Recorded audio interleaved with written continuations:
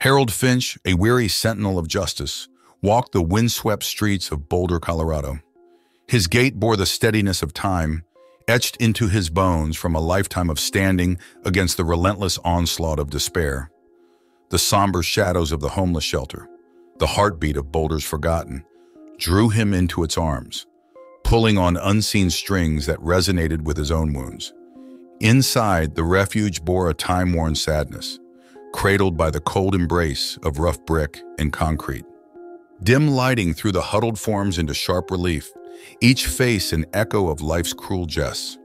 A symphony of whispers reverberated through the shelter, a silent scream of 1,000 tales unseen and unheard. His history of loss bled into the confines of the shelter, mirroring the muted suffering of those he served. He saw his siblings in the watery eyes of the broken men and women, their shared pain offering him an intimate communion with these silent specters of society. "Mr. Finch," a raspy voice called. The old woman had a face deeply etched by time, lines running like canyons on a sun-bleached map. "Your heart, it's got kindness, yes it does." "Thank you, Miss Martha," he replied, a ghost of a smile playing on his lips. "Just trying to lend a hand." In the quiet moments between serving soup and sharing wordless condolences, he sensed an uneasy undercurrent. The shelter staff, usually vibrant pillars of compassion, now moved with a skittish uncertainty, their eyes darting nervously, their conversation stilted. His curiosity piqued, he approached Amelia, a young woman with tired eyes and a warm smile who had been a fixture at the shelter for years. "Something seems off, Amelia," he ventured. "Everyone's on edge." She glanced around nervously before leaning in. "I don't know how to explain it, Harold," she whispered. "There's a heaviness in the air, and the patrons, they're changing." Intrigued, he pressed her for more. Amelia spoke of blackmail, a silent threat hovering over the shelter like a storm cloud. There were rumors of an unfamiliar drug, its origin cloaked in whispers and secrecy. The patrons affected by this unknown substance were scribbling strange symbols, their speech slipping into unfamiliar tongues. The scale of the problem sent a chill down his spine. "Don't worry, Amelia," he reassured her. "We'll get to the bottom of this." As he left the shelter that evening, under the brooding Colorado sky, he found himself tugged into a mystery that held no promise of easy answers. He resolved to untangle the enigma, his desire to protect this sanctuary from the approaching storm, overpowering the cold dread gnawing at his heart.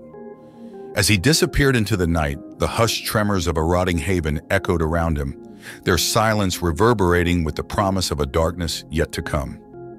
The morning sun clawed its way into the weary gray of Boulder skies, casting long skeletal shadows across the city. Harold stood before the homeless shelter, its weather-beaten facade betraying the secrets held within.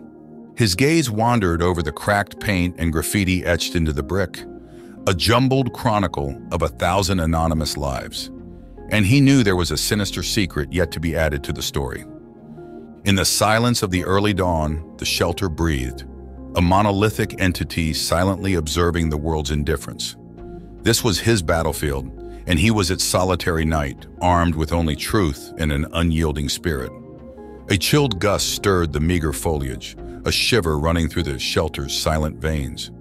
The echoes of the abyss were growing louder. Once inside, he approached Amelia. Her spirit seemed wearied from the fight, eyes hollowed by the things she had seen and was yet to understand. They spoke in hushed whispers, a hidden dialect of despair and determination. He presented her with his plan of action, to trace the origins of the rumored drug, Knight's Embrace, and root out the cause of the shelter's malaise. Their trail led them through a labyrinth of Boulder's unseen underbelly, a realm where sunlight feared to tread. The cityscape became a backdrop to their grim pilgrimage, each alley and street a vignette of the city's silent suffering. In this forgotten world, they found whispers of the mysterious drug. Its legend hung heavy in the air, a ghostly pallor cast over those who had tasted its bittersweet embrace. They were plagued by erratic behavior, their tongues dancing to an ancient, unfamiliar rhythm, their hands crafting alien symbols onto the city's cold canvas. Harold Finch, the staunch realist, found himself teetering on the precipice of disbelief. The image of the disheveled man fervently etching cryptic symbols on the alley's grime-covered wall was a haunting nightmare slowly creeping into his reality. His path led him back to Amelia, her face a mirror of his disbelief. "It's worse than we thought, Harold," she confided, her voice just above a whisper. "It's not just a drug problem. It's like they're possessed." His promise to her was a beacon in the gloom. "We'll find a way, Amelia. We'll save them." With Amelia's confessions and the alarming behaviors of the drug's users, Harold found himself standing on the threshold of a terrifying abyss. It was a world twisted and writhing with unseen horrors that gnawed at the edges of human understanding. The echoes he heard were growing stronger. The darkness was deepening, and he knew he was not just fighting for the shelter anymore, but for the very soul of Boulder. The veil of normality was growing translucent in Boulder, reality thinning as the echoes of the abyss intensified. He felt the shift in the air, a dissonance vibrating in his bones as he sought out an old friend, one who could help him peer beyond the veil. The journey led him away from the bruised heart of Boulder towards a secluded house where Dr. Eleanor Blackwood, a reclusive pharmacologist, lived. Her dwelling was a solemn testament to solitude, a patchwork quilt of lichen-laden shingles and ivy-draped walls. The scent of age and dampness filled the air, a tangible echo of her self-imposed isolation. He had come bearing the unknown enemy, a sample of night's embrace, carefully preserved. She peered at the substance with a mix of fascination and dread, her eyes reflecting a tempest of questions, her lips whispering the first hints of answers. Eleanor, a woman of science, found herself grappling with the realm of the inexplicable. The substance was unlike anything she had encountered before. Its composition hinted at realities that made her skin prickle with dread. It was not just a mind enhancer, but a conduit to something otherworldly. As she shared her findings, Harold's world tilted on its axis, the ground beneath his feet shifting as he stumbled upon a truth far stranger than fiction. Back at the shelter, he found himself standing before Amelia, his gaze carrying the weight of their plight. They spoke in the half-light, their dialogue a dance of shadows. Amelia's eyes widened in understanding as he shared Eleanor's conclusions. Her whisper cut through the silence. "So it's true then? They're communicating with something else?" Harold, in his gruff but comforting voice, affirmed, "That's what it seems. We're not dealing with just a drug problem, Amelia. We're facing something sinister." Armed with this revelation, he felt the cold tendrils of fear intertwining with his resolve. Yet his spirit remained undeterred, his resolve hardened like a diamond in the face of otherworldly pressure. His investigation led him to the seedy underbelly of Boulder, where the drug's presence was most profound. There, he stumbled upon a congregation of shadowy figures, their faces obscured by hooded cloaks gathered around a makeshift altar. Their murmured chants echoed through the dark alleyway, their bodies swaying to an ancient rhythm. As he observed, one of them brought out a vial of night's embrace, and as they consumed it, their voices became a single note, resonating with an unseen entity. It was a nameless horror, a dread deity they referred to as the voice from beyond. Witnessing the ceremony, his rational mind grappled with the sight, the undeniable evidence of a cosmic reality lacing its tendrils into his world. The veil had been lifted, the abyss echoed with chilling clarity, and he was left staring into the indomitable face of cosmic horror. The world was a weathered painting, its tones steeped in heavy shadows, as he navigated the labyrinthine alleys of Boulder's underbelly. Each step was a dance with danger, the echo of his footfalls a testament to his solitary struggle against the unseen. The voice from beyond awaited his challenge. A confrontation was inevitable. He had decided to approach the hooded figures he had observed, the dubious apostles of the enigmatic entity. The shrouded alleyway where they gathered now wore an unsettling silence, an ominous quiet that sang of hidden horrors. His heart drummed a frantic rhythm, his resolve a steady melody against its chaotic beats. "I've come to talk," Harold's voice echoed into the gaping maw of the alley. His words bore the weight of his mission, the audacity of a man challenging gods. To his surprise, the cult welcomed him. Their leader, a figure draped in darkest crimson, stepped forward. Beneath the cloak, the man's face was hollowed and lined, an echo of Harold's own war-worn countenance. He introduced himself as Lazarus and said that when he died in this world, he was reborn into the arms of the voice. Their dialogue was a taut string, a game of cat and mouse where every word carried unseen implications. Lazarus spoke of their deity, a being from beyond the veil of human comprehension, communicating through night's embrace. They believed the deity would usher in a new age, a world reborn in the image of their cosmic master.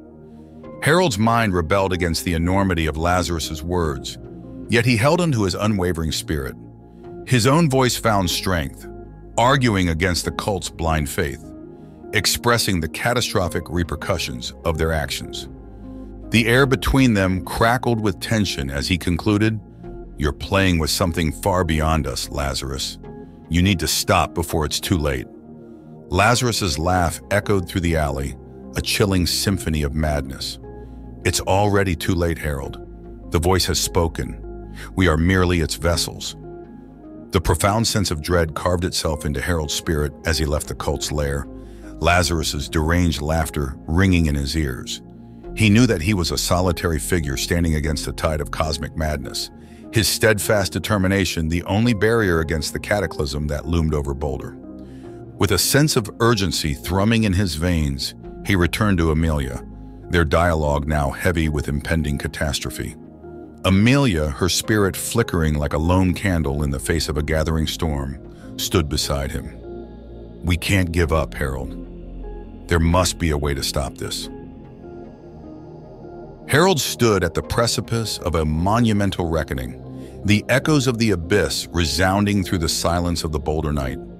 The shelter, once a refuge for the forsaken, now sat at the epicenter of an impending cataclysm, the final battleground of a man and his war against the cosmic powers.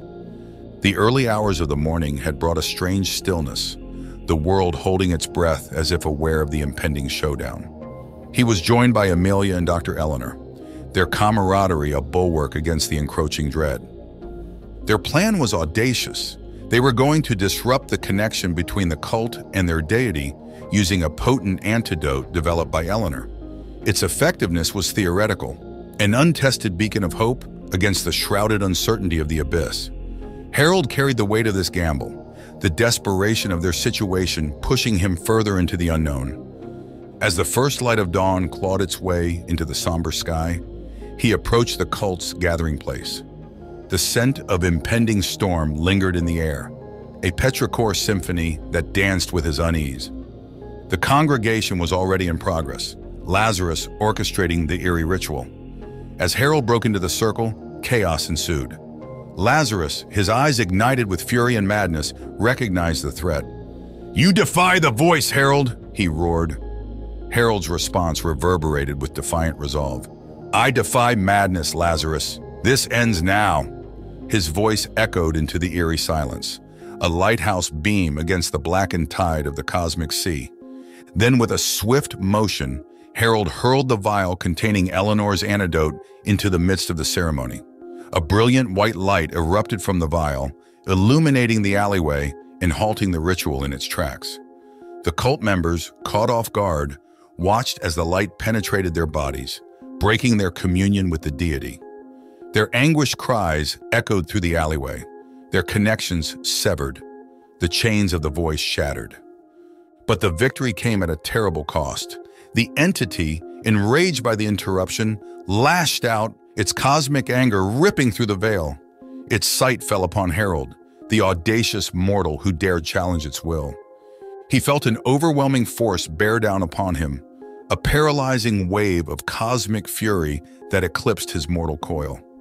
The world around him warped and twisted, his senses overwhelmed by the sheer magnitude of the entity's wrath.